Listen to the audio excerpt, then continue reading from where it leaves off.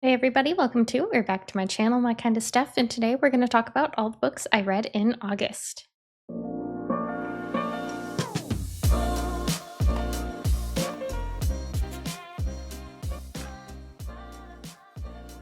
All right, so I think to start this out, I'm going to go with a couple easy ones. I read 5 new to me romantasy authors in August, and I actually did a vlog about this about 2 weeks ago, so I'm going to link that down below and just kind of give you a brief, like my star rating on it, because I went into detail about those books in that vlog and probably don't want to hear about them again. And if you didn't watch it, again, it will be linked down below so you can check it out. The first one I read was Alice the Dagger by Ashley McLeo. I gave this one 3 stars. It is an Alice in Wonderland retelling, and it was fun, silly, goofy, but it wasn't, the best thing I've ever read, but it was fine. Next one I read was Sky of Thorns. That one is by Fleur de Villani, and I give that one 4 stars. It was, again, not the best thing I've ever written, but out of that vlog, I think it was my favorite of all of them. I also read Beauty in Darkness by Elizabeth Briggs. I gave that one 2 stars. Honestly, now thinking back on it, because I read it pretty early in the month, last month, I truly remember nothing from it. So, yeah, was not a favorite. Then I also read Black Sunshine by Karina Halley. I gave that one 3 stars as well. The ending I really enjoyed. Unfortunately, the first half of the book was really slow, really poorly paced, kind of weird. The writing wasn't great, and it felt like 2 different authors wrote the beginning and the end of that book. So, yeah, 3 stars.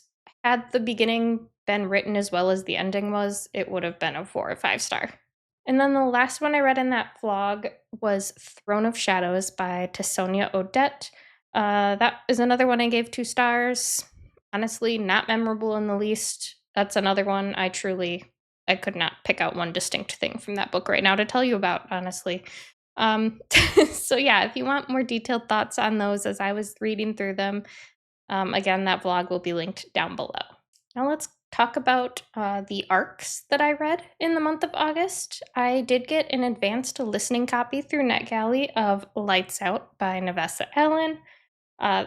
Easy 5 stars. I absolutely loved this book. It is a dark romance, but it's light dark, kind of more in line with like Butcher and Blackbird. If you read that, you would probably also really enjoy this.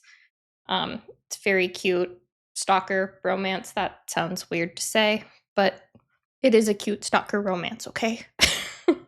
And the audio narration was fantastic. It was dual narrated, and I just had so much fun with this book. It was such a treat. I giggled the entire time. There were just so many goofy, funny scenes in it. Their relationship's adorable. Her cat is like a pretty big element in the book, and I love pets in books. So, yeah, all around, absolute treat. 5 stars. Another book that I had an advanced listening copy of through NetGalley was This Ravenous Fate. And that one is by Haley Dennings. I unfortunately didn't love this one. I gave it 3 stars. I liked the idea. It was very unique. It was a sapphic vampire story, but unfortunately it was really oddly paced. Like the first 75% felt like nothing was happening. I was just kind of really bored, so when things finally did happen, mentally I was already checked out and I just didn't care. I know a lot of people are loving this one, so maybe it's just a me thing, and check it out for yourself to see, but it was definitely a very unique story. Also, like, some of the, like, vampires fighting each other scenes was very, like, gruesome and gory, and yeah, it was definitely unique, and I liked what it was trying to do. It just, I don't think was for me. All right, another arc that I had was The Most Wonderful Crime of the Year. That one is by Allie Carter. I gave that one 5 stars. If you like cozy mysteries, this one was absolutely adorable. It is holiday cozy mystery, so it'd be great for, you know, December, January kind of months. very heartwarming little story to it, and I just had a ton of fun with it. And then the last arc that I read was A Jingle Bell Mingle, and that is the new installment from Julie Murphy and Sierra Simon. That one I gave 3 stars. It was way spicier than I thought it was going to be. The story itself was pretty cute, but the characters were a little weird. Um, yeah, it was definitely not what I was expecting, and maybe it's because I haven't read the first two. I think they're all standalones, though. I'm pretty sure you are supposed to be able to read them individually, but I just didn't know what I was getting into here. I just wanted to try out some new holiday romances, and this was one that NetGalley offered me. So yeah, 3 stars for me on this one. It was cute. It was fun. Story was decent. I just couldn't like connect with the characters. They were, yeah. I don't want to go into detail because I don't want to spoil it, but it was not what I was expecting. And also for being a holiday book and having a lot of like holiday elements in it, it just didn't feel very holiday-esque. Like I don't know. It just didn't give me the like cozy vibes I want for like a winter rom-com.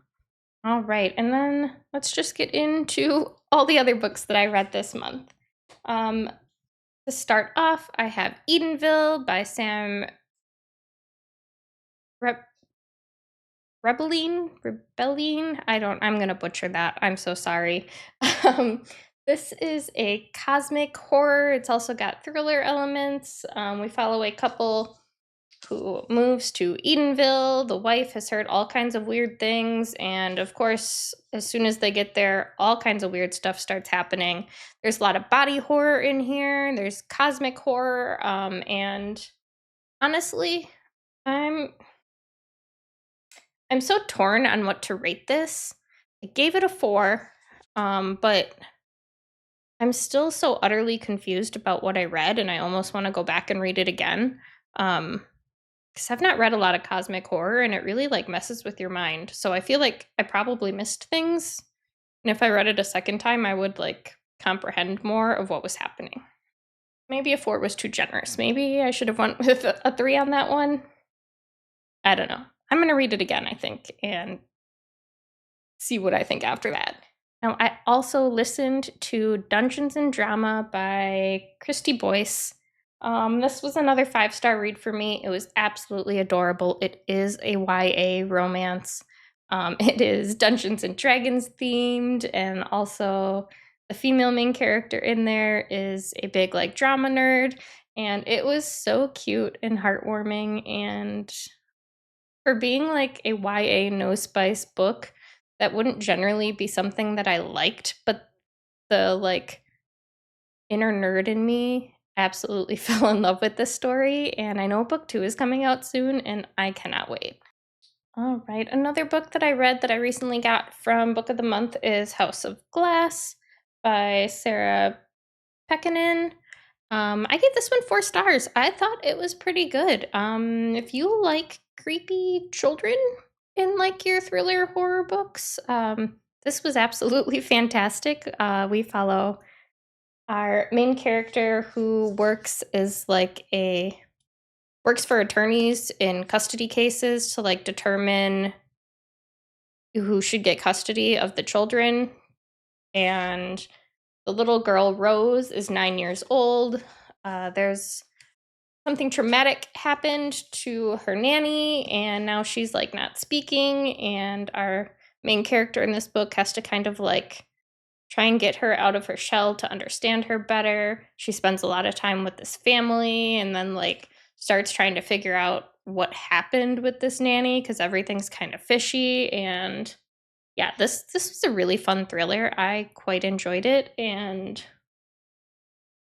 the whole time, like, Rose, the little girl, was just doing all these really weird, creepy things while, like, not uttering a word to anyone, and I ate it up. Another book I listened to was A Head Full of Ghosts by Paul Tremblay. I gave this one 2 stars. Yeah, I don't this was done in like a dual timeline. So we had the current timeline where our female main character is an adult and she is recapping these things that happened to her family when she was a younger child. And then we follow the timeline of her when she was a child and all these things were happening. It's kind of like an exorcist type of story. Her sister becomes possessed by a demon, and it's kind of just her family going through all the motions, trying to get these people in to help exorcise the demon. And honestly, had it just been the past timeline, I think the book could have been great. Unfortunately, we kept hopping back to the now, and the chapters in the now were just recapping everything we had just read in the past chapters. So it was kind of like annoying and convoluted because, like, yeah, we know what happened. We just read it, so we don't need you to now tell me about it again. It just made it way longer than it needed to be. So yeah, had we not had the present timeline, or had like maybe we started with the present so that we knew it was her like telling her story and then ended with the present, and just had in the middle all of the past timeline, I think it would have been more efficient. But the back and forth constantly throughout it was just very repetitive. So yeah, unfortunately, a 2 for me. But another one that like had it been executed differently, I think would have been a 5. So another book that I read was Harry Potter and the Prisoner of Azkaban. I gave this one 5 stars. I'm pretty sure I will give every Harry Potter book as I reread them a 5-star. I've been slowly working through the series. This is book 3. Um, so I'm not going to talk a lot about it. I'm sure most people have read and or seen the movies, so there's not really much that I can say that would be groundbreaking, but I absolutely love these books. They are so much better than the movies. So if you've only seen the movies and have never read the books, give them a try because they are top tier. Another book I read that I'm not going to talk a ton about because I do have a vlog coming for it, but that is Lucy Score's Riley Thorne series, The Dead Guy Next Door, which is book 1 of, I think it's a 4-book series. We follow Riley. She is clairvoyant, and one of her neighbors gets unalived, and her and this private investigator kind of team up to figure out what happened to him and prove her innocence because of her clairvoyance. She kind of like did some sort of sketchy stuff that the detectives investigating his death kind of now think she's the main suspect in his murder. So it was interesting. It was cute. There's a little romance in it between the PI and our female main character. And she lives with all of these elderly people who are absolutely hilarious. So I gave this one 4 stars. It would have been a 5 had it not been so long. Like, there was no reason for this to be over 400 pages. No reason. So another one that like failed a little bit on the execution. And then the last book I read this month was I Was a Teenage Slasher by Stephen Graham Jones. This was our book club pick for the Love and Horror Book Club that I host with Jenny from the Haphazard Book Nook. We actually had April from Happily Ever April join us in reading this month. And this one I gave 4 stars.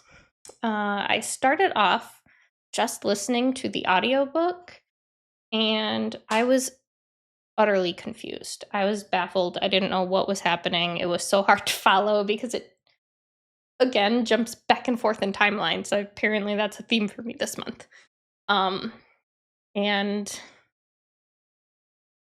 there was no like good division of it. You couldn't, because it wouldn't be like one chapter is this, one chapter is that. It'd be like mid chapter. We'd hopped now, and then like a paragraph later, we'd hop back to the past, and it was very hard to follow in just audio form. So I ended up ordering a copy. This is a UK edition. If you're wondering why it looks different than most of the other copies of I Was a Teenage Slasher that you see out and about. But I started the audiobook over and did a tandem read with the physical copy. And after that, I was like, okay, I get it now. It was so much easier to follow because there's like indications in the book as you're reading, like with little asterisks, so like you actually know when time jumps are happening.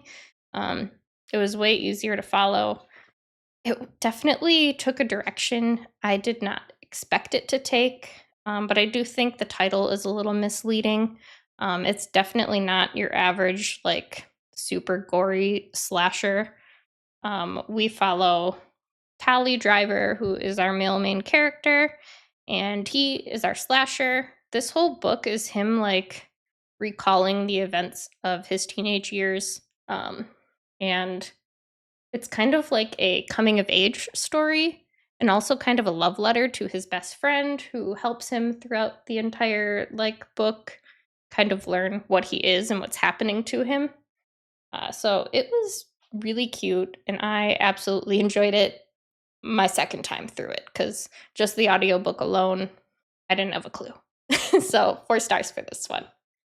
Also, make sure you read the author's note because I think it's interesting how much stuff he took out of his own personal life and like sprinkled throughout the story. All right, guys, those were the 16 books that I read in August.